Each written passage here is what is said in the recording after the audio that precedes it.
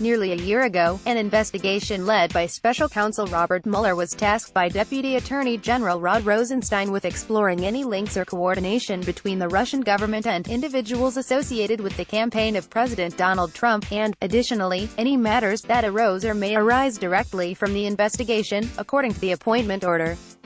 Since the order was issued on May 17, 2017, the investigation has grown into a multi-pronged effort that has resulted in criminal proceedings against 19 people, 5 U.S. nationals, 13 Russians and 1 Dutch national, and 3 Russian organizations. Here are 4 areas of the investigation. File: a court artist drawing shows President Donald Trump's former campaign chairman, Paul Manafort, center standing and Manafort's business associate, Rick Gates, in federal court in Washington, October 30, 2017, before U.S. Magistrate Judge Deborah A. Robinson. Trump campaign officials' business deals involving Russia. Perhaps the most visible results of the investigation so far are the indictments of former Trump campaign chairman Paul Manafort and his business partner, Paul Gates. 30, 2017, Manafort and Gates surrendered to FBI agents to face charges they conspired to launder money, failed to file reports of foreign bank and financial accounts, acted as unregistered agents of foreign principal, and made false statements, including statements under the Foreign Agent Registration Act. The charges were related to consulting work they did for pro-Russian business people in Ukraine. Gates has pleaded guilty, while Manafort maintains his innocence. CNN has reported that the FBI is looking for suspicious ties between Trump and Russia in financial records related to the Trump Organization, the collective name of a group of some 500 business entities owned solely or principally by President Trump, Trump himself, his family members, and his campaign associates. Transactions under investigation include Russian purchases of Trump apartments, a New York City development with Russian associates, the 2013 Miss Universe pageant in Moscow, and Trump's sale of a Florida mansion to Russian oligarch Dmitry Rybolovlev for $30 million more than its appraised value. File: Russian ambassador to the U.S. Sergei Kislyak arrives at the State Department in Washington, July 17, 2017. Russian campaign contacts. In addition, the probe is looking at contacts between Russian government officials and Trump campaign officials. George Papadopoulos, a former Trump foreign policy advisor, pleaded guilty October 5, 2017, to making false statements to FBI agents about contacts he had with agents of the Russian government while working for the Trump campaign in 2016. He is cooperating with Mueller's investigators. Former National Security Advisor Michael Flynn pleaded guilty Dec.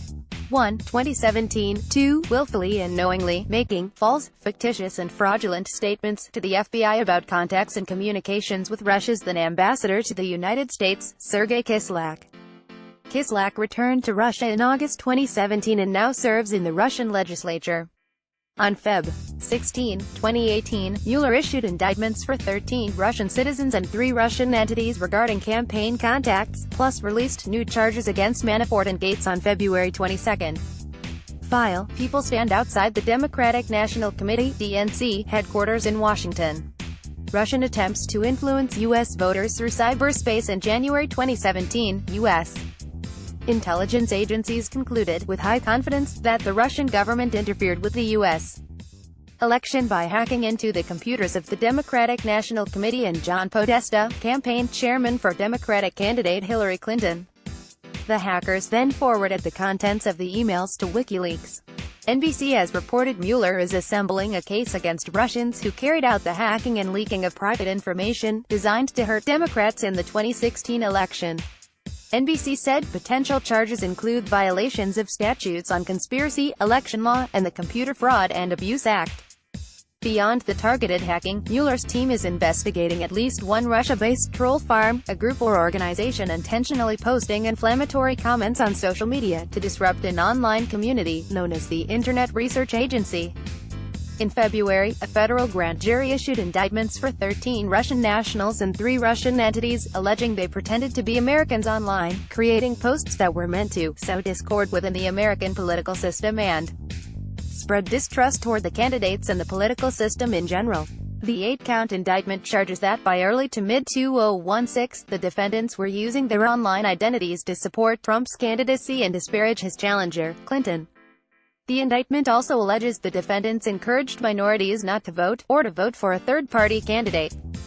File. Alexander Nix, CEO of Cambridge Analytica, arrives at the offices of Cambridge Analytica in London, March 20, 2018.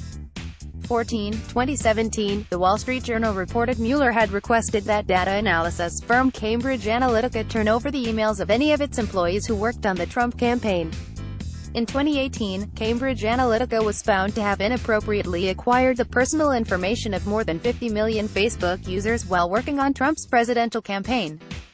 Having also done work for a pro-Brexit campaign in Britain, the company is now the subject of investigations in both countries. Cambridge Analytica announced Wednesday it was filing for bankruptcy and shutting down.